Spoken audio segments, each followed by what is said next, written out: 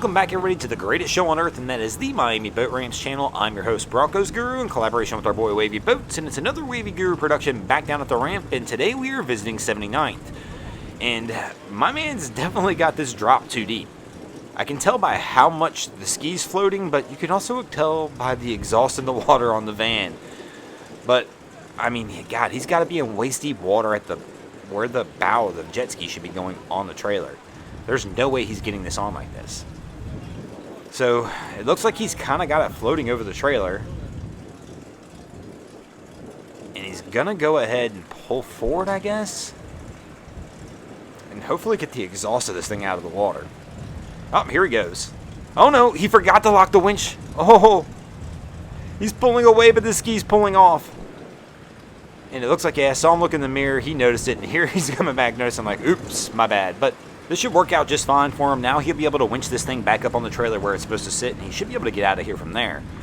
So we'll get it winched up, but I tell you what, this is one way to ruin the exhaust on a van. I mean, within a few years after the kind of saltwater abuse this thing's going to take, it's going to be a pretty rough one.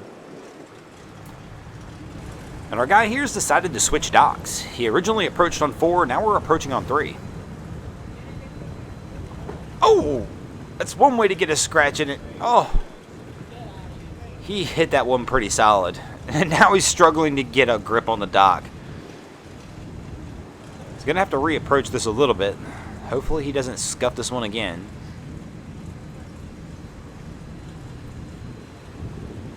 And here we come back on the second attempt. Well, this is really his third attempt because we came in on 4 and I thought that's where he was going at first. Get a slow roll. Now we got it this time. Can he hang on this time? And he does, and he should be able to get this one prepped to get out of here. It'd be a whole lot easier if he had a line. Oh, how boaters hate this. We launch our vessel, ready to get out there on the water and enjoy ourselves and have a good day, only to find out that something's not working once we've launched the boat. And here it appears they cannot get the trim to work. They can't get the motor to lower in the water, but this is definitely one approach of trying to get it down there. I don't know that I've ever seen somebody just stand on the back of the motor and bounce trying to get it down. I have a pretty solid feeling that's not going to work. This motor weighs more than you do, pal, and if you can get that trim knocked down just by jumping on it, well, there's probably bigger issues going on here than just your basic trim issue. But our guy's still standing out there. It's really not a good idea, because imagine the trim does start to work. I'm assuming our guy's going to get knocked off. But this is still, I mean, they're going to have to come up with a different approach on this one to really make this one work. I mean, Cap's got some tools, but in all likelihood, they're going to wind up pulling this vessel back out and having to relaunch this thing all over again. Tell you what, this really is a tough one, though. This is one of those things that you hate the most. When you just really get yourself prepped to get out there on the water, go ahead and drop the boat, and it's always something just that doesn't work, and it boggles your mind and really frustrates you. Kind of like we can see here, he's throwing his hands in the air. There's not much more he can do about this. Like I said, they'll probably have to pull this one out and try and get it reset. And our guy here is just completely ignoring the no-wake zone that is here at 79th. Oh, but he's in trouble. He has gotten called out. One of our local officers down here at the ramp has told him to come back over here. And I'm just guessing our guy's about to get chewed out about rolling through the no-wake zone, obviously not following the rules.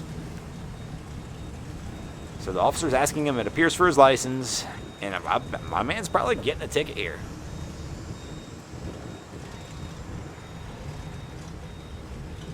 Officer saying something to him.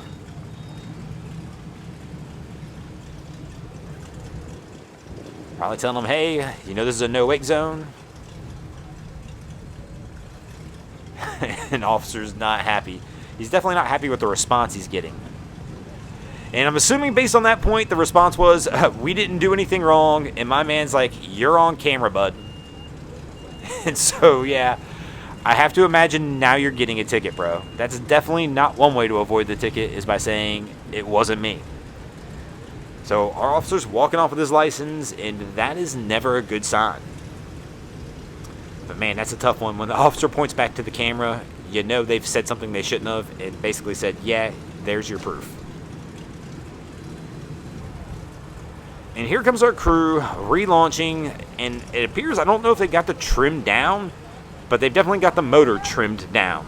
So whether the trim's actually working or not is another question, but they may have somehow gotten this thing down, because it doesn't look 100% down either.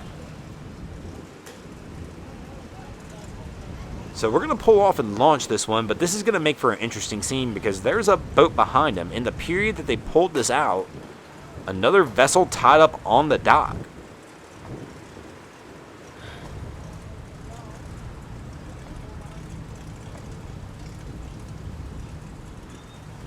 So they've got it launched,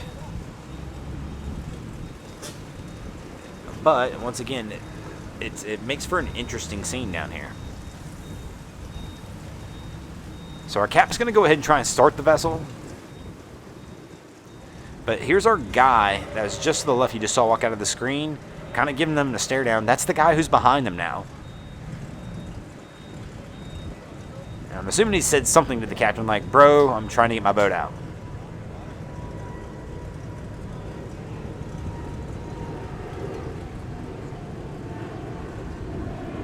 So our guys have grabbed the lines. I'm assuming we're going to try and walk this boat. I guess we're going to walk it back around it. They're going to kick the stern off.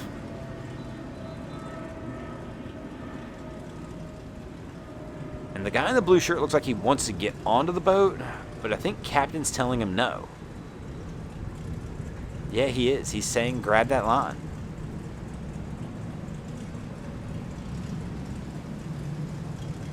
So we're going to try and walk this one back, I guess. And that's going to be interesting, because that means we're going to have to walk it around this vessel, walking it back.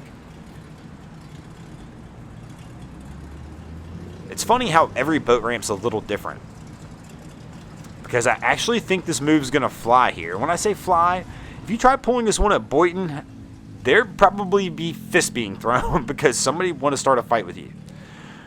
But here at 79th, I mean, my man's basically, these guys don't care. So he's going to walk it around. Cap's going to have to reverse around this one.